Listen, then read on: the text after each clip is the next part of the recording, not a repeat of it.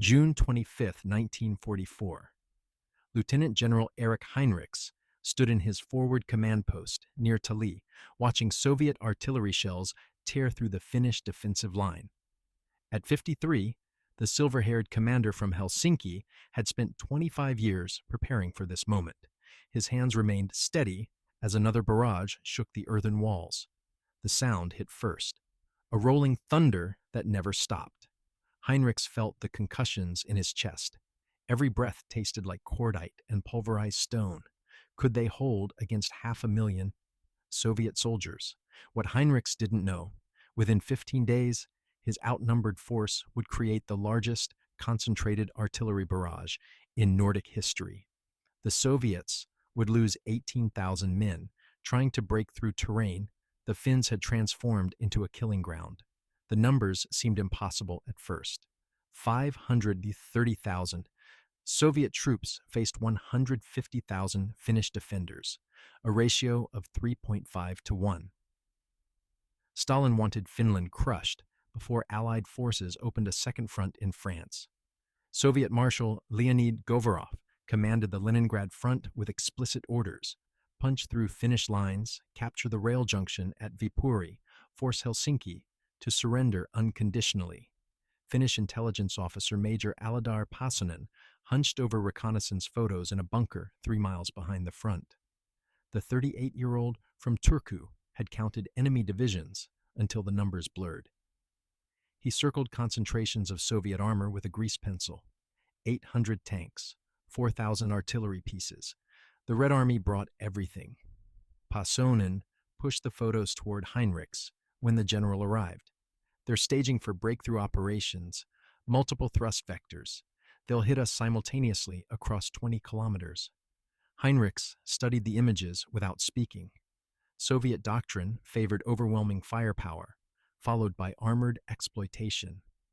The Finns had faced it before during the Winter War in 1940.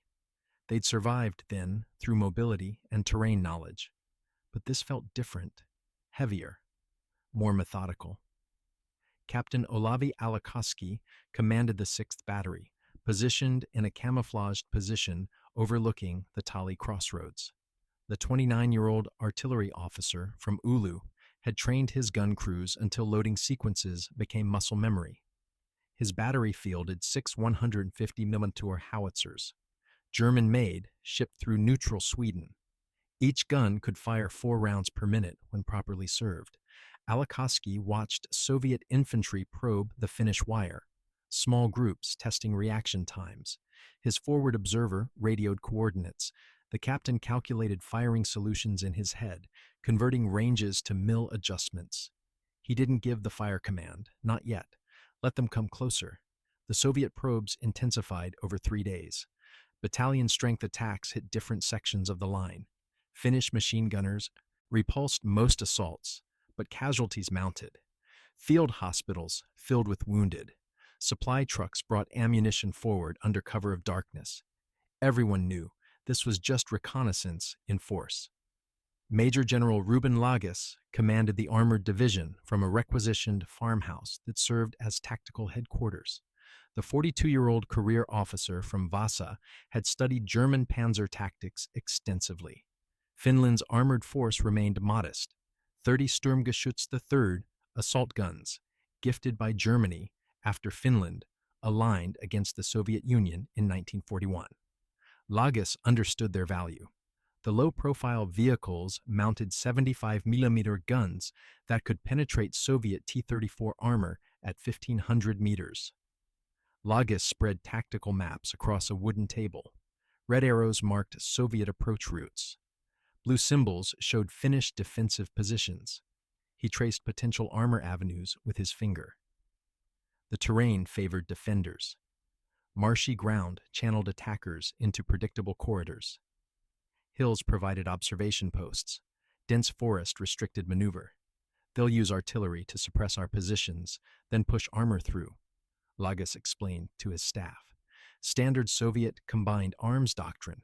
We counter by remaining mobile. Hit their flanks when they commit to penetration attempts. Withdraw before they can mass return fire. Lieutenant Jorma Hella commanded one of the Sturmgeschütz platoons. The 24-year-old from Lati had fought Soviet armor before. He knew the T-34's weak points: turret ring, lower glacis plate, engine deck. His assault gun carried 40 rounds of armor-piercing ammunition. He'd need every shell. Soviet artillery opened on June 25th at 6:30 hours. The barrage lasted 90 minutes. Hele huddled in his assault gun's fighting compartment while the world exploded around him. Shell fragments rang against armored sides. The vehicle shuddered with each near miss. When silence finally came, his ears still rang. The assault gun's driver reported the engine functional. Hele ordered the vehicle forward to alternate firing positions. They moved through a forest path, barely wider than their tracks. Branches scraped the camouflage netting. He scanned for Soviet armor through his commander's periscope. Soviet tanks appeared through morning mist at 07:45 hours. Hele counted 12 T-34s, advancing in column formation. They moved cautiously, turrets traversing side to side. The lead tank was 800 meters distant, well within killing range. Hele ordered his gunner to target the lead vehicle. The 75mm gun elevated slightly. The gunner centered the reticle on the T-34's turret. Hele gave the fire command. The Sturmgeschütz rocked backward from recoil. The armor-piercing round struck the Soviet tank's turret ring. Flames erupted from hatches. The T-34 lurched to a stop.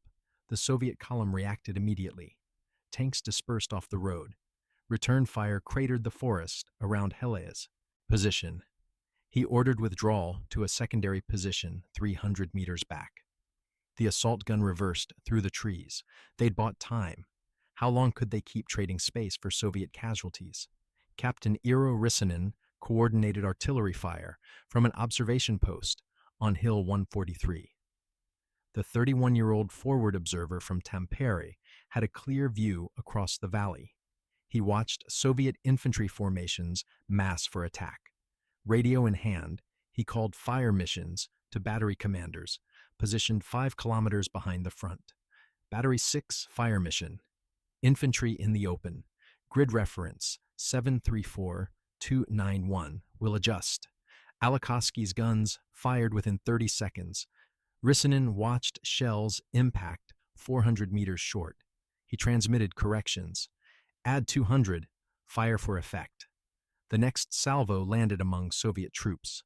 Bodies disappeared in eruptions of dirt and shrapnel. Rissanen felt nothing. He'd stopped counting enemy dead after the first 100. This was mathematics, calculating ranges, adjusting for wind, converting targets into grid coordinates. But Soviet numbers kept coming. For every company destroyed, another moved forward. They had reserves to burn. Finland didn't. Heinrichs received situation reports throughout the day. Every sector reported heavy contact. Soviet forces achieved localized penetrations in 3 places. Finnish counterattacks sealed 2 breaches. The third remained contested. Ammunition expenditure exceeded projections by 30%. If consumption continued at this rate, batteries would run dry within a week. The general walked outside his command post as darkness fell. Distant artillery flashes lit the horizon. He'd fought the Soviets twice before, during the Civil War in 1918 and the Winter War in 1940. Both times, Finland survived through stubbornness and tactical innovation. But this felt different. The Red Army brought industrial warfare to a nation of 4 million people. Major Pasonen joined him.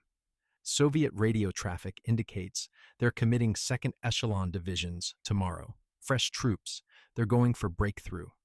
Heinrichs nodded. He'd anticipated this. Alert all artillery commanders. Prepare defensive fire plans. Maximum concentration on approach routes. We'll turn their breakthrough corridors into cemeteries. What neither officer fully understood yet, they were about to unleash the most concentrated artillery barrage in Finnish military history. 7,000 shells per hour would rain down on Soviet formations. The mathematics of destruction were about to shift dramatically in Finland's favor. The solution emerged from necessity rather than planning. Finland couldn't match Soviet numbers or industrial output, but Finnish artillery doctrine emphasized coordination over mass. Every battery operated within an interconnected fire control network. Forward observers radioed targets to central coordination posts. Fire direction officers calculated optimal gun positions to hit designated sectors. Multiple batteries could mass fire on single targets within minutes. Colonel Vilho Peter Nenonen designed this system. The 58-year-old artillery theorist from Turku had spent decades refining fire control mathematics. Before the war, Nenonen served as inspector of artillery, transforming Finnish doctrine from static defense to flexible response. His innovations seemed theoretical until June 1944. Then they became survival. Nenonen's system required precise coordination. Each battery reported its position, ammunition status, and maximum range to sector fire direction centers. Officers at these centers maintained constant communication with forward observers. When a target appeared, the center identified which batteries could engage effectively. Fire missions went to guns with optimal angles and sufficient ammunition. The system worked because Finnish artillery officers trained relentlessly in mental mathematics. They calculated firing solutions without computers or automated systems.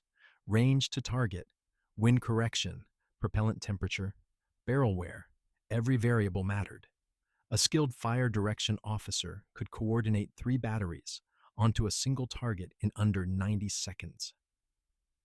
Lieutenant Paavo Talvela commanded the Fire Direction Center for the Tali sector. The 27-year-old mathematician from Jyväskylä processed information with mechanical precision.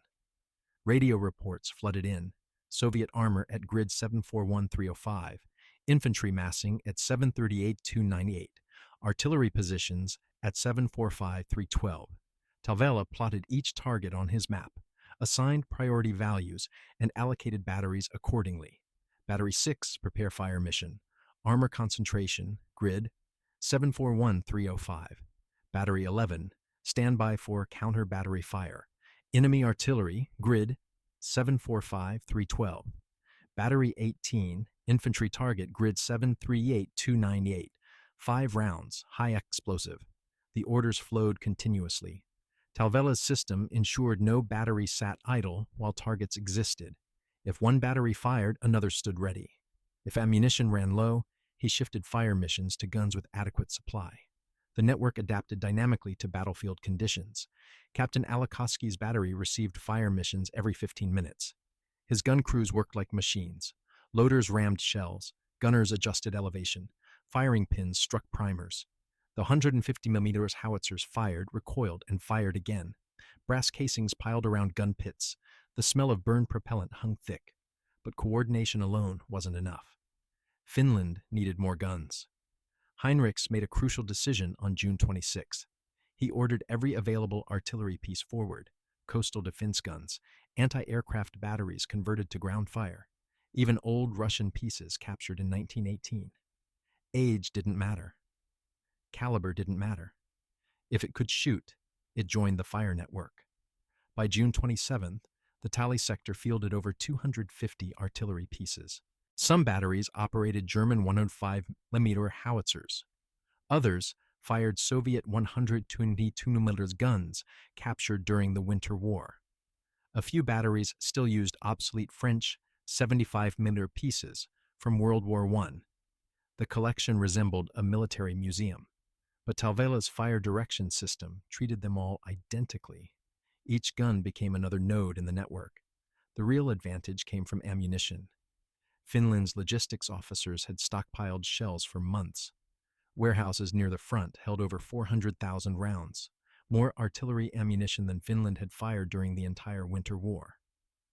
Heinrichs authorized unrestricted expenditure. Every gun could fire to barrel burnout if necessary.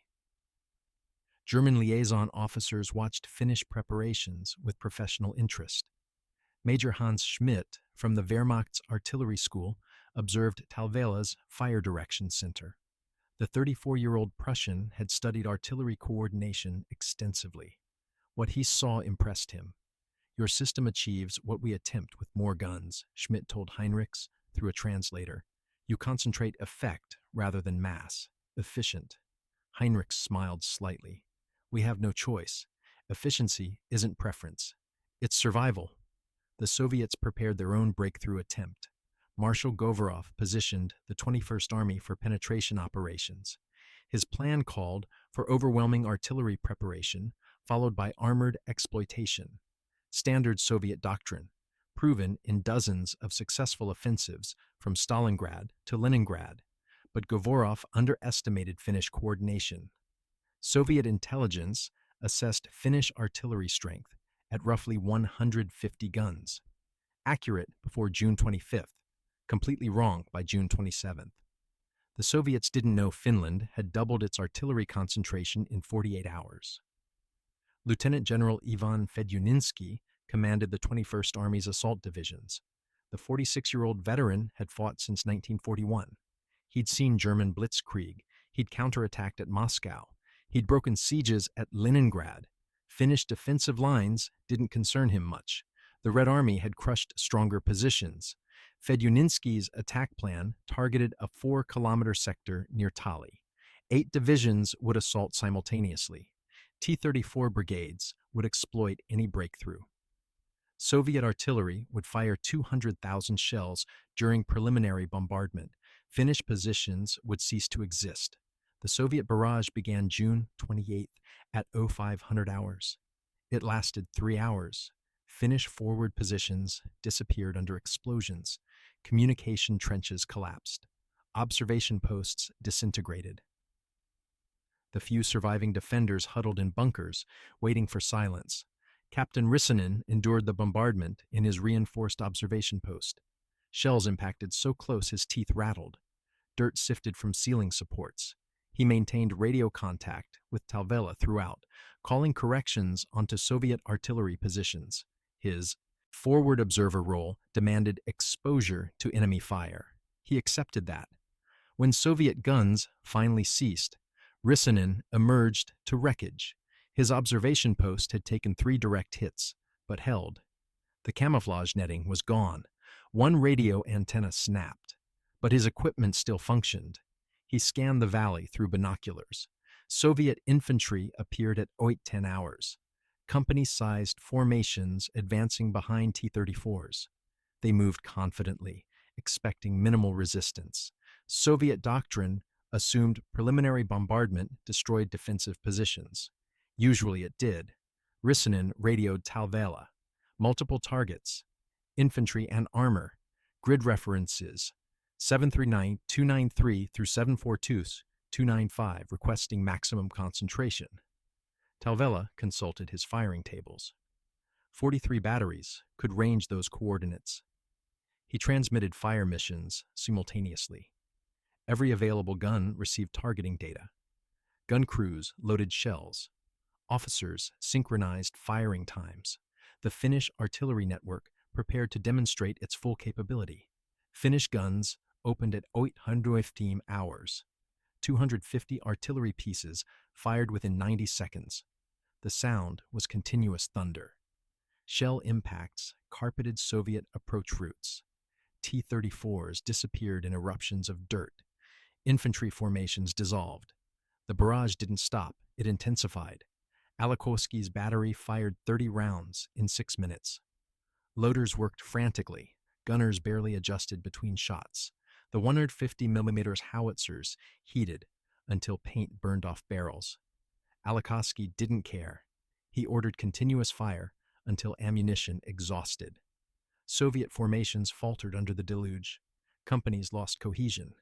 Tank platoons scattered. Radio networks jammed with panic reports. Fedyuninsky's carefully planned assault disintegrated within 15 minutes. How many divisions would it cost to break through this fire? Marshal Govorov studied casualty reports at his headquarters 20 kilometers behind the front. First assault, repulsed with heavy losses. Second assault, destroyed before reaching finish wire. Third assault, collapsed under artillery fire. His staff estimated 3,000 casualties in the first 6 hours. Unacceptable losses for negligible gains. but Govorov had orders directly from Stalin. Finland must surrender before Allied forces established themselves in Normandy. Political imperatives overrode tactical concerns. He ordered Fedyuninsky to continue attacks regardless of cost. Heinrichs watched the battle unfold from his command post. Situation reports arrived continuously. Soviet attacks repulsed, enemy casualties mounting, Finnish ammunition holding steady. His gamble was working. Concentrate every gun. Fire without restriction. Transform defense into industrial-scale destruction. Major Pasonin calculated Soviet loss rates on a notepad. 3,000 casualties per day at current rates. The Red Army could sustain that temporarily, but Finnish artillery ammunition wouldn't last forever. This became a race. Deplete Soviet manpower before exhausting Finnish shells. The mathematics seemed favorable, but not certain. What nobody fully grasped yet. The concentrated artillery barrage created psychological effects beyond physical destruction. Soviet soldiers advanced, knowing every step invited annihilation. Officers issued attack orders, knowing casualties would be catastrophic. The Red Army brought overwhelming numbers, but numbers meant nothing when concentrated firepower destroyed formations faster than reserves could advance. Would Soviet commanders break before Finnish ammunition ran out? The artillery system required constant adjustment. Initial fire missions revealed coordination gaps. Some batteries received targeting data slowly. Others misread grid references. A few forward observers transmitted incomplete corrections. Talvela refined procedures continuously, creating standardized radio protocols and backup communication channels. By June 29th, the network operated seamlessly. Forward observers transmitted targets using abbreviated codes. Fire direction officers processed missions within 60 seconds. Battery commanders acknowledged orders with single-word responses. The system minimized radio traffic while maximizing responsiveness. Lieutenant Hella's assault gun platoon adapted their tactics to exploit artillery support. They positioned vehicles near Soviet approach routes, remained concealed until enemy armor committed to advance, then engaged at close range while artillery plastered supporting infantry. The combination proved devastating. Soviet tanks lost infantry protection and fell victim to flanking fire. On June 30th, Helly's platoon destroyed 7 T-34s in 40 minutes. His assault guns fired from camouflaged positions, struck, then withdrew before Soviet artillery could respond. Finnish batteries simultaneously hammered Soviet infantry trying to support their armor. The Red Army lost an entire tank battalion trying to cross 2 kilometers of open ground. But the Soviets adapted too. They shifted attacks to night operations, hoping darkness would reduce Finnish artillery effectiveness. Soviet infantry infiltrated forward positions after midnight on July 1st. They moved quietly, avoiding roads, using terrain for concealment. Captain Rissanen couldn't observe targets he couldn't see. His binoculars were useless in darkness, but Finnish defenders reported Soviet movement through sound. Bootsteps, equipment rattling, whispered commands. Rissanen called artillery missions onto suspected infiltration routes. Batteries fired blind, dropping shells across likely approach corridors. The night barrage caught Soviet infantry in the open. Shells detonated among troops, who thought darkness provided protection. Finnish forward positions reported screams and confusion in enemy lines. By dawn, Soviet night attacks had accomplished nothing except adding more casualties to already staggering totals. Marshal Govorov tried concentrating his assaults on narrower sectors. If Finnish artillery covered everything, perhaps overwhelming a single point would work. On July 2nd, he committed 3 divisions against a 1-kilometer front. 60,000 Soviet soldiers attacked a position held by 8,000 Finns. The Finnish artillery network responded by concentrating its own fire. Instead of dispersing shells across 20 kilometers, every battery targeted the assault sector. Soviet formations advanced into a steel hurricane. Shells fell so densely that smoke obscured the battlefield. Infantry couldn't advance through the barrage. Tanks threw tracks on crater-marked ground.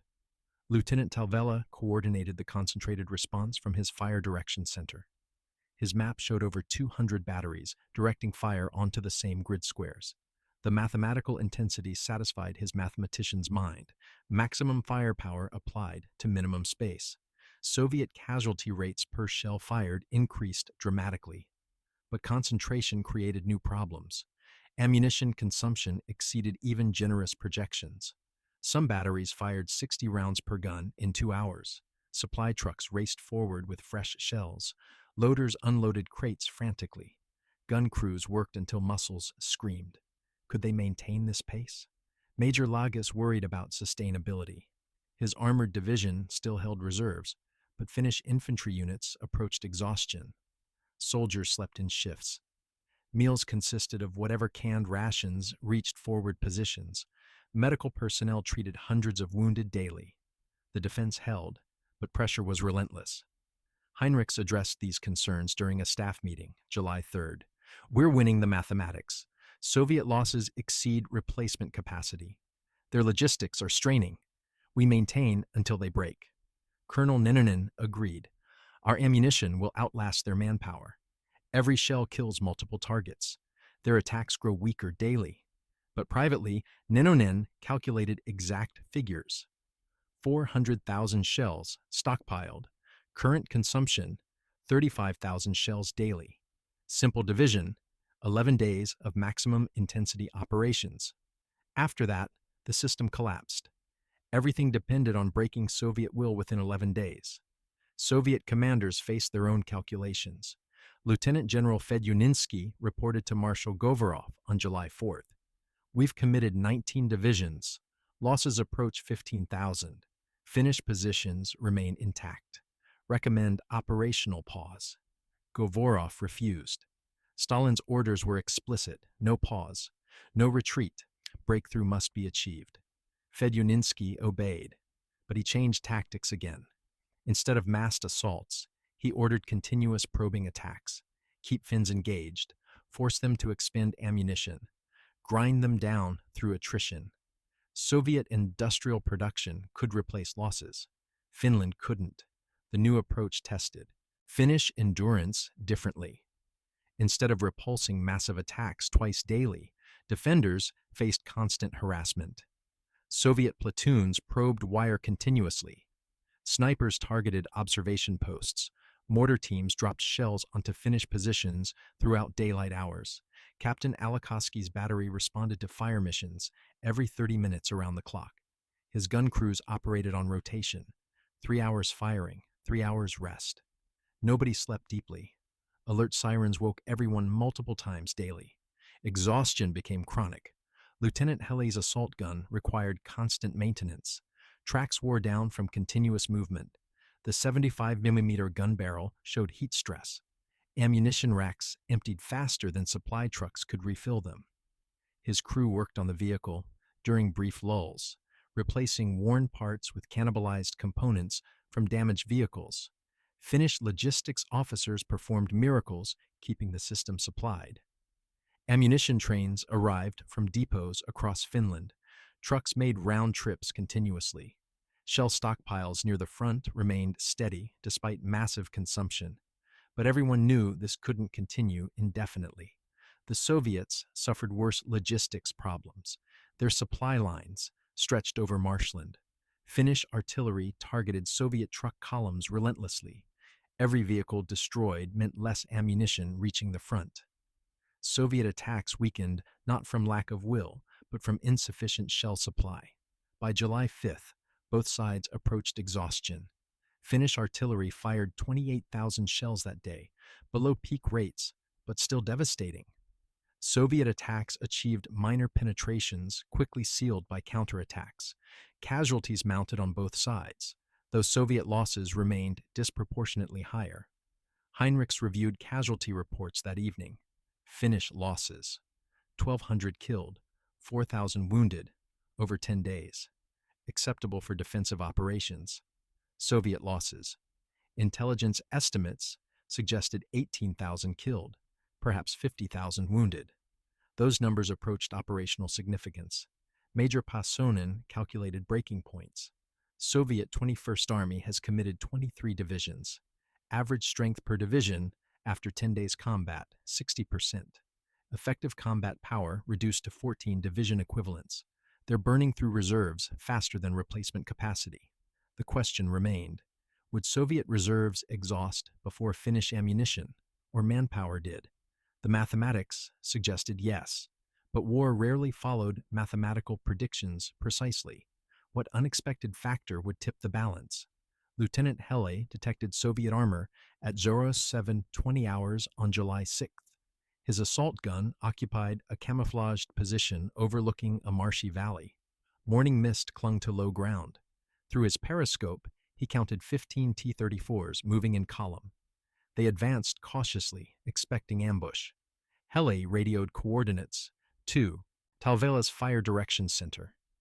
His gunner tracked the lead tank. The range was 900 meters, close enough for guaranteed hits, but Hele waited, let them commit fully to the valley. Trap them where retreat would be difficult. The Soviet column continued forward. Tanks spread slightly, maintaining interval between vehicles. Infantry followed 200 meters behind. Standard combined arms formation, effective when properly coordinated, vulnerable when coordination broke down. Finnish artillery opened at 7:25 hours. Shells impacted among Soviet infantry first, separating them from armor support. Tank commanders buttoned hatches immediately. Their situational awareness dropped to periscope vision. The forest became dangerous. Hele gave the fire command. His assault guns, 75mm, cracked. The round struck a T-34's turret side. Penetration. The Soviet tank lurched, then stopped. Smoke poured from hatches. His gunner shifted to the next target without orders. They'd practiced this sequence hundreds of times. The second T-34 exploded spectacularly when an armor-piercing round detonated its ammunition. The turret lifted 3 meters, then crashed back onto the hull. Flames erupted. Nearby tanks swerved away from the wreck. Their column cohesion dissolved. Finnish artillery intensified. Batteries concentrated fire on the trapped column. Shells cratered the valley. Soviet tanks attempted to reverse course. Some threw tracks in soft ground. Others collided while maneuvering blind through smoke. The formation disintegrated into chaos within minutes. Hele's platoon destroyed 9 T-34s before withdrawing. His assault guns reversed down pre-planned routes. Soviet return fire arrived seconds too late. They'd learned this choreography through painful repetition. Strike fast, hit hard, disappear before retaliation. The morning engagement cost the Soviets a tank battalion and an infantry company. Finnish losses: 3 wounded, 1 assault gun damaged by thrown track. The mathematics continued favoring the defense. Dawn brought different challenges. July 7th, Captain Rissanen observed Soviet tactics shifting again. Instead of concentrated assaults, enemy forces infiltrated through forest in company-sized groups. They avoided roads. They moved slowly, using available concealment. Artillery couldn't target dispersed forces effectively. Rissanen adapted his observation techniques. He watched for secondary indicators: disturbed brush, reflected light from equipment, unusual bird behavior. When he detected infiltration attempts, he called artillery missions onto likely assembly areas rather than actual positions. Force the Soviets to react, channel them into kill zones. The technique worked partially. Some Soviet units blundered into Finnish defensive positions. Others scattered when artillery barraged their suspected locations, but several groups penetrated the front line, creating pockets behind Finnish positions. Major Lagus committed his assault gun reserve to eliminate penetrations. His Sturmgeschütz platoons hunted Soviet infantry with mechanical efficiency. The low-profile vehicles moved through forest terrain. Soviet soldiers couldn't cross. When they found enemy troops, they engaged with main guns and machine guns at close range. Lieutenant Aino Rakkonen commanded one of these hunter-killer teams. The 30-year-old from Pori had trained as an infantry officer before transferring to armor. He understood dismounted tactics. His assault gun prowled forest paths, searching for Soviet positions. At 14:35 hours, Rakkonen spotted Soviet infantry digging in near a destroyed farmhouse. He counted approximately 80 soldiers. They'd advanced 3 kilometers behind Finnish lines. Their presence threatened artillery positions, if not eliminated quickly. Rakhonin positioned his assault gun for enfilade fire. His machine gunner swept the Soviet position first. Infantrymen dove for cover. Then the 75 Miller main gun fired high explosive shells. Rounds detonated among defenders. The farmhouse collapsed. Soviet troops broke and ran. Finnish infantry mopped up survivors. 73 Soviet soldiers surrendered. 7 escaped into forest. Rakhonin's team suffered no casualties. The penetration was sealed within 90 minutes of detection, but these small unit actions drained Finnish reserves. Every penetration required forces diverted from the main line. Every eliminated pocket meant troops unavailable for other sectors. Could the defense maintain this pace indefinitely? Under darkness on July 8th, Soviet forces launched their most coordinated attack. Multiple divisions assaulted simultaneously across the entire 20-kilometer front. They attacked at 0200 hours, using darkness to close with Finnish positions before artillery could react effectively. Captain Alakoski's battery received fire missions continuously from 0200 to 0630. His gunners fired by compass bearing and pre-plotted coordinates. They couldn't see targets. They trusted forward observers and fire direction calculations. Shells left gun tubes every 90 seconds. Loaders worked by feel in darkness. The battery fired 420 rounds in 4 hours. Finnish infantry positions reported Soviet troops reaching wire obstacles. Machine guns opened at point-blank range. Flares illuminated charging infantry. Grenades exploded in trenches. Close combat erupted across multiple sectors. This was exactly what the Soviets wanted, fighting at ranges where artillery became dangerous to both sides. Heinrichs monitored reports from his command post. 6 penetrations achieved, 2 sealed by immediate counterattacks, 4 still contested. Soviet forces occupied Finnish trenches in 3 locations. The situation approached critical. Lieutenant Colonel Bjarne Purinen commanded the reserve battle group, 2 infantry battalions, and an assault gun company. The 41-year-old from Kuopio received orders at 0415 hours. Counterattack immediately. Restore the defensive line. No delays. Puruninen's forces moved forward under artillery support. Finnish batteries lifted fire as assault elements advanced. The timing required precision. Too early, and defenders faced unsuppressed enemies. Too late and friendly. Fire casualties occurred. Talvela's fire direction network managed the sequence flawlessly. The counterattack struck at Wofi of 30 hours, just as dawn light appeared. Finnish infantry advanced behind assault guns. They hit Soviet positions from flanks while artillery hammered reinforcement routes. The Soviets fought stubbornly, but coordination failed in darkness. Finnish forces recaptured 2 trenches by 0615. The third required house-to-house fighting through a destroyed village. Sergeant Lori Turnqvist led his squad through rubble. The 24-year-old from Kotka had survived since 1941. He'd learned to read battlefields instinctively, which walls provided cover, where ambushes likely waited, how buildings collapsed under fire. Turnqvist cleared a basement where Soviet troops sheltered. He threw grenades downstairs, waited for detonations, then descended with his squad. They found 11 dead Russians and 3 wounded. The wounded received medical treatment. Turnqvist's squad moved to the next building. By 0800 hours, Finnish forces had recaptured all lost positions. Soviet night attack repulsed with maximum effort. Finnish casualties, 400 dead and wounded. Soviet casualties, estimated 3,000. The mathematics remained favorable, but reserves were depleting. How many more nights like this could the defense survive? Marshal Govorov studied his situation map July 9th.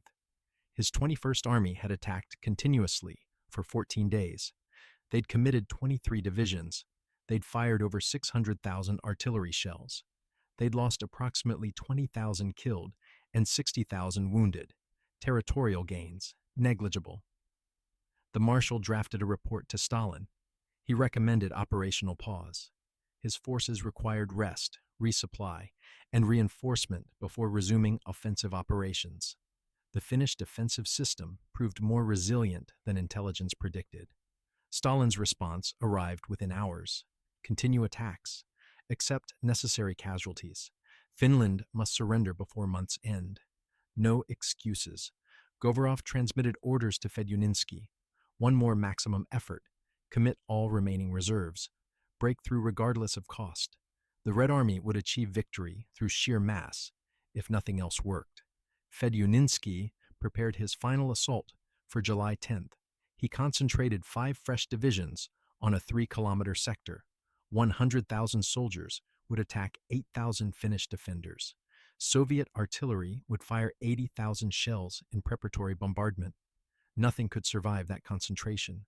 Physics guaranteed breakthrough. Heinrichs learned of Soviet preparations through intelligence reports and aerial reconnaissance. His staff calculated enemy strength at the assault sector. The numbers were daunting. Finnish defenses would face 12-to-1 odds. Artillery ammunition stocks had dropped to 60% of original levels. Infantry units operated at 70% strength. Could they withstand one more major assault? The general convened his senior commanders. The Soviets are committing everything. We'll do the same. Every gun fires maximum rate. Every infantryman holds his position. We break them here, or we don't break them at all. Colonel Nenonin checked ammunition stocks personally. 240,000 shells remained, enough for sustained high-intensity operations for approximately 6 days at current consumption rates. But if every gun fired maximum rate for the coming battle, stocks would deplete in 3 days. After that, the defense collapsed. Nenonin made his recommendation to Heinrichs. Commit ammunition without restriction. If we survive the next 48 hours, we win. If we conserve ammunition, we lose slowly. Better to risk everything now. Heinrichs approved. Fire without limit. Expend every shell if necessary. This was Finland's decisive moment. What would the next 2 days bring? Could Finnish artillery destroy Soviet formations faster than fresh divisions could advance? The mathematics suggested possibility. Reality would provide the answer. Between June 25 and July 9, 1944, Finnish artillery fired over 400,000 shells, the largest concentrated bombardment in Nordic military history. At peak intensity during Soviet assault operations, July 6-9, Finnish batteries maintained rates exceeding 7,000 shells per hour. This represented artillery density comparable to major Eastern Front battles, despite Finland's limited industrial capacity. Soviet losses during the Battle of Tali-Ihantala reached 18,000 killed and approximately 60,000 wounded from an attacking force of 530,000. Finnish casualties totaled 8,000, a loss ratio of 3.25 to 1 in Finland's favor, despite facing numerical disadvantage of 3.5 to 1. The mathematics of coordinated firepower overcame the mathematics of mass. The Soviet final assault launched July 10th at 600 hours. 80,000 shells impacted Finnish positions over 4 hours. Then 100,000 Soviet infantry attacked behind 300 tanks. Fedyuninsky committed his last reserves. This was breakthrough or nothing. Finnish artillery responded with every available gun. 250 batteries fired continuously for 6 hours. Shell expenditure reached 11,000 rounds per hour, the highest rate achieved during the entire campaign. Soviet formations dissolved under the barrage. Tank brigades lost coherence. Infantry attacks faltered before reaching Finnish wire. By 1800 hours July 10th, the Soviet assault had collapsed. Fedyuninsky reported catastrophic losses. Over 4,000 killed, 12,000 wounded in 12 hours. His effective combat strength dropped below 50%. He could not continue offensive operations. Marshal Govorov finally acknowledged reality. His 21st Army lacked capacity for breakthrough. The Finnish defensive system proved unbreakable through frontal assault. On July 11th, Soviet attacks ceased. Both sides held positions while casualties were evacuated. The battle ended not with dramatic breakthrough, but with exhausted armies unable to continue. Finland's artillery success created immediate strategic consequences. Stalin couldn't force Finnish surrender before Allied forces established themselves in Normandy. Soviet resources required for German front couldn't be diverted to prolonged Finnish operations. On September 19, 1944, Finland and the Soviet Union signed the Moscow Armistice. Finland retained sovereignty, though territorial concessions were required. The tactical lessons influenced artillery doctrine globally. Finnish coordination techniques demonstrated that networked firepower could substitute for numerical superiority. Post-war NATO artillery organizations studied Talvela's fire direction methods. The concept of massing effects, rather than massing guns, became foundational to modern artillery theory. Colonel Nononen's coordination system evolved into computerized fire control networks during the Cold War. His mathematical principles, optimal battery placement, synchronized fire missions, centralized target coordination, remain relevant in 21st century artillery operations. The Finnish system proved that doctrine and coordination mattered more than equipment quantity. Soviet military analysts studied Tali-Ihantala extensively after the war. Marshal Georgy Zhukov referenced the battle in his memoirs, noting that Finnish defensive effectiveness surprised Soviet planning assumptions. Red Army artillery doctrine incorporated lessons about vulnerability to coordinated counter-battery fire and the importance of dispersed formations under sustained bombardment.